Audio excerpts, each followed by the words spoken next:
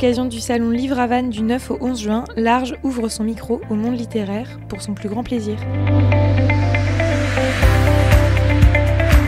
Place aux histoires, aux anecdotes et aux belles rencontres.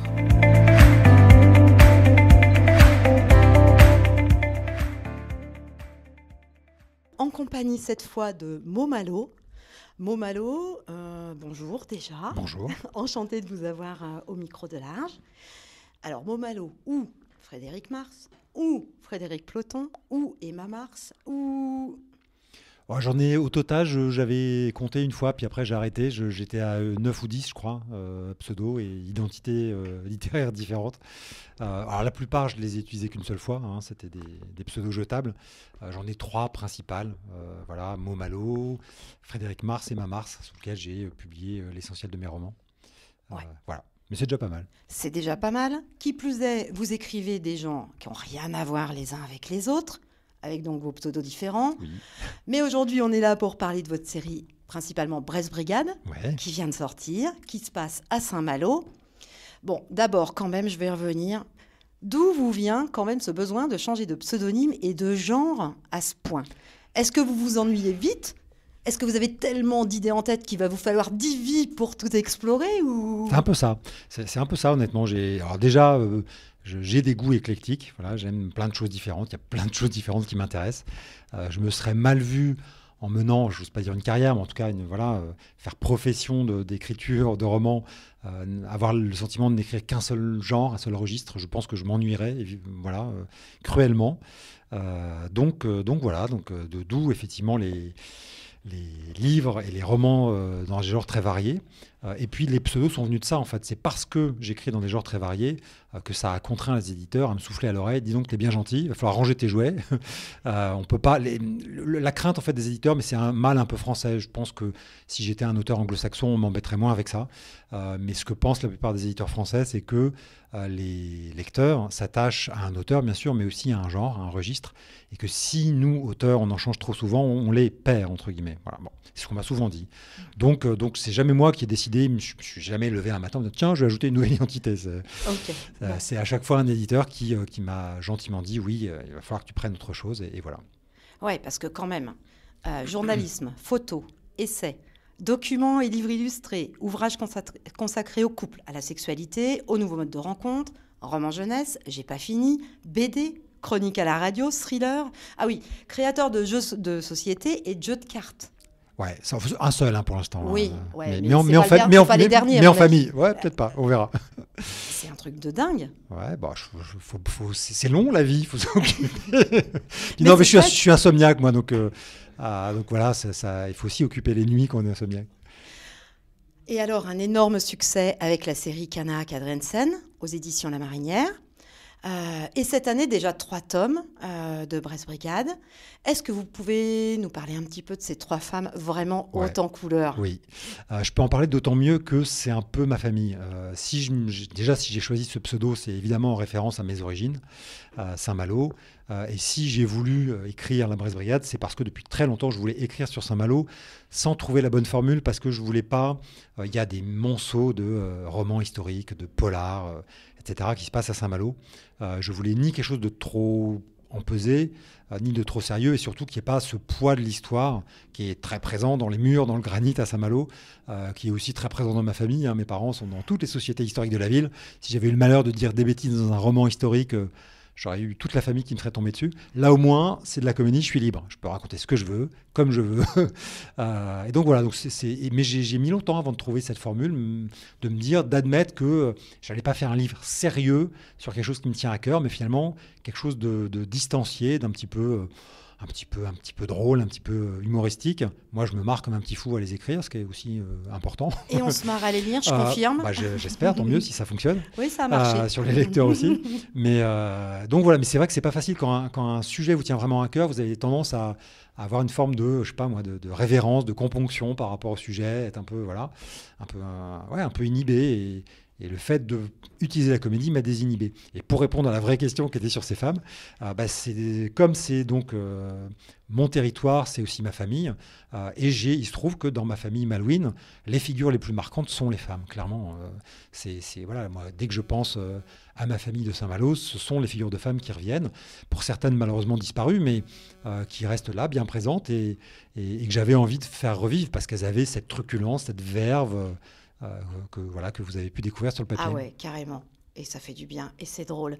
Et c'est donc dans le genre du cosy mystery. Alors le cosy mystery, c'est traditionnellement en Angleterre, dans des petits villages. Là, moi, ça m'a fait un bien fou, parce que du coup, c'est un peu redondant à force. Le cosy mystery, c'est un peu toujours la même chose. Là, c'est plus l'Angleterre. On est effectivement en Bretagne. On n'est plus avec le thé et les scones. On est avec nos bonnes boissons et nos bonnes nourritures bretonnes, Voilà. Ce qui fait un bien fou. Mais c'est bien, du coup, ça permet d'allier les deux. Oui, j'étais conscient en rentrant dans le genre que je marchais, non pas sur des œufs, mais sur un territoire connu et balisé, on va dire, avec des codes, des personnages récurrents. Alors, on en parlait ce matin parce qu'il y avait donc un échange, une table ronde avec Jean et Margot Lemoyle, les auteurs de Bretzel et Beurre Salé, que je salue amicalement au passage, qui sont également dans ce registre. Et eux également aussi en Bretagne, que effectivement on est tous conscients de marcher sur des brisées anglo-saxonnes, et le tout est de ne pas totalement perdre le lecteur, parce que c'est souvent un lectorat assez fidèle de ce registre-là, et en même temps casser un tout petit peu les codes. Donc moi j'ai fait des petits clins d'œil au cosy britannique. Par exemple, le fait que Enora soit vétérinaire, mais spécifiquement fan de moutons, ce qui n'est pas une évidence absolue, c'est évidemment... voilà. C'est d'ailleurs drôle parce que j'ai croisé dans un salon Julia Chapman, qui a, elle, truffé ses bouquins de moutons, et qui voyait mes tampons. Moi, j'ai des tampons d'ours polaire, etc. Elle me disait, mais moi, il faudrait que j'ai un tampon avec des moutons. Bref, je me suis mis à parler moutons avec Julia Chapman. Voilà, c'était assez cocasse.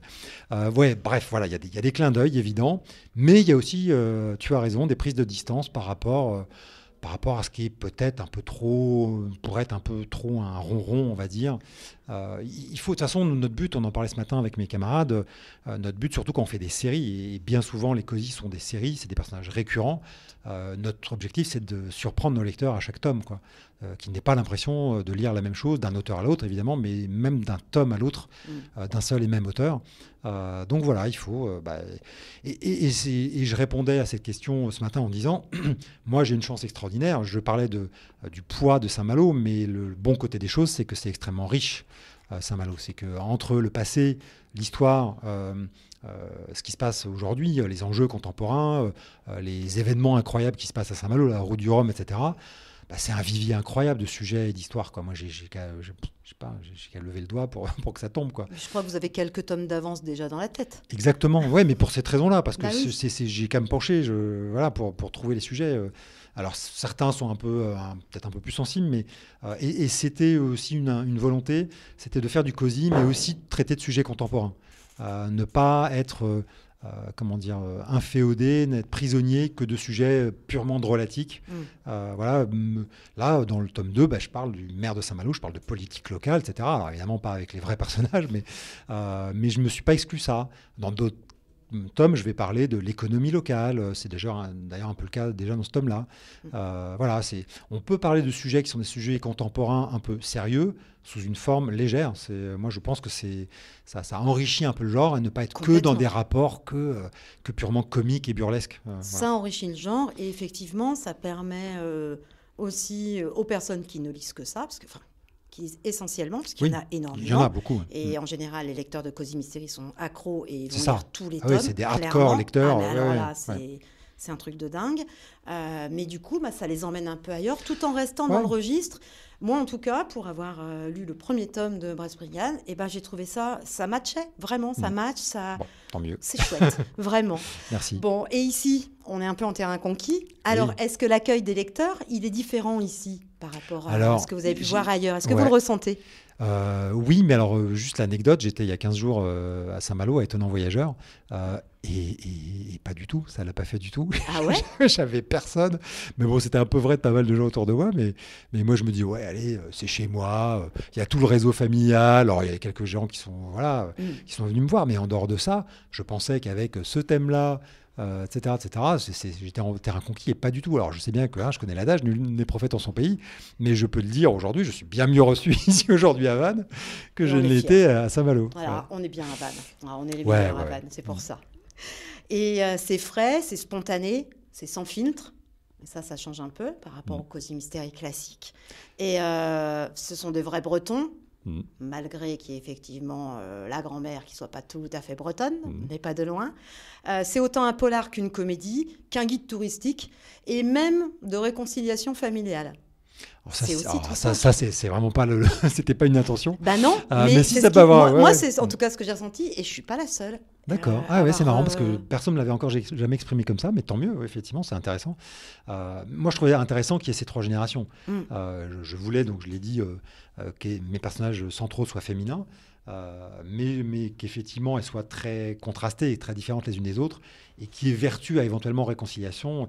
C'est aussi ça qui m'intéressait, c'est que, on se le disait aussi ce matin dans la table ronde, il arrive, je ne vais pas généraliser, mais il arrive que les cosy soient un peu hors sol. C'est-à-dire qu'ils soient hors des problématiques contemporaines. Je le disais il y a 2 minutes, mais notamment des problématiques sociétales. Mariage pour tous, machin, etc.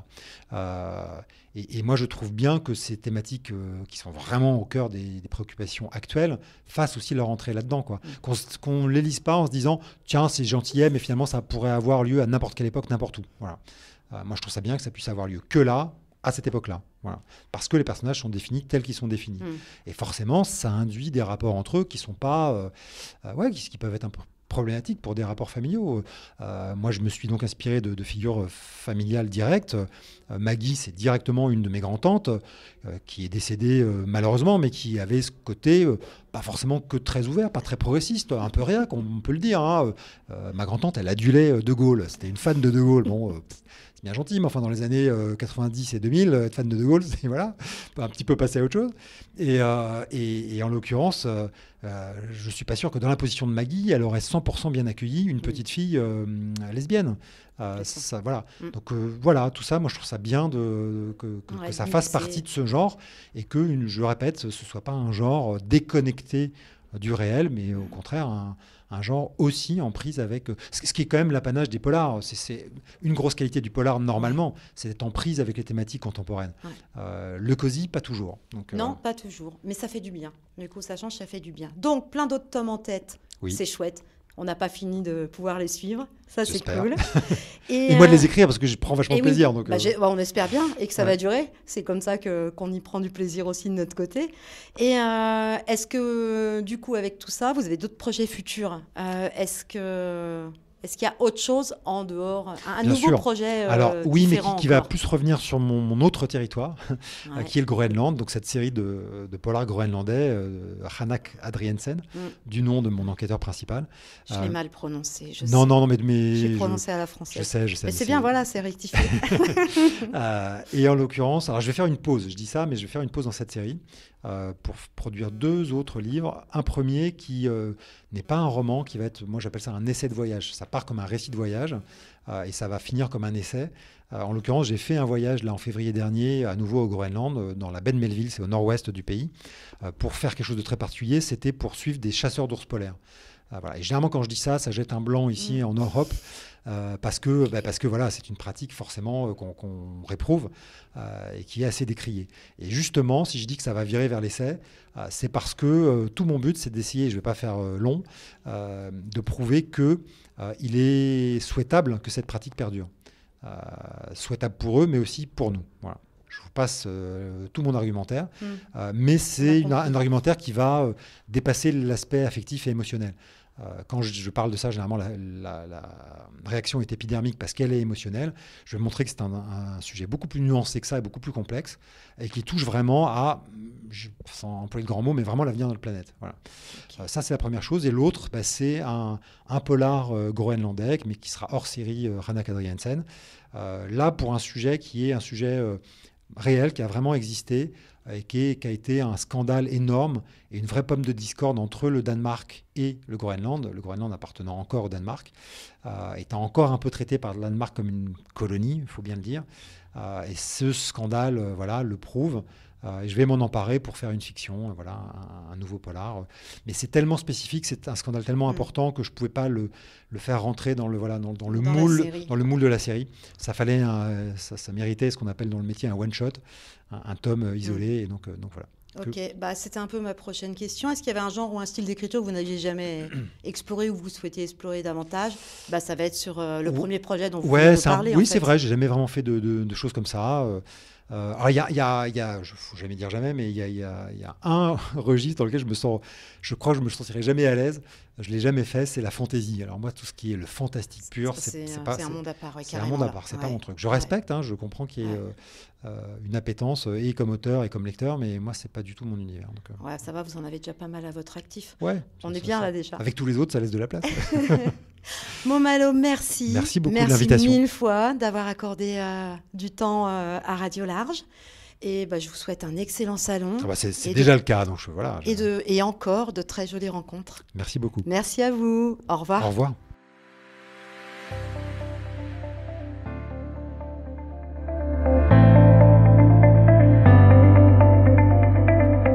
C'était Large au salon Livre à Vannes, édition 2023.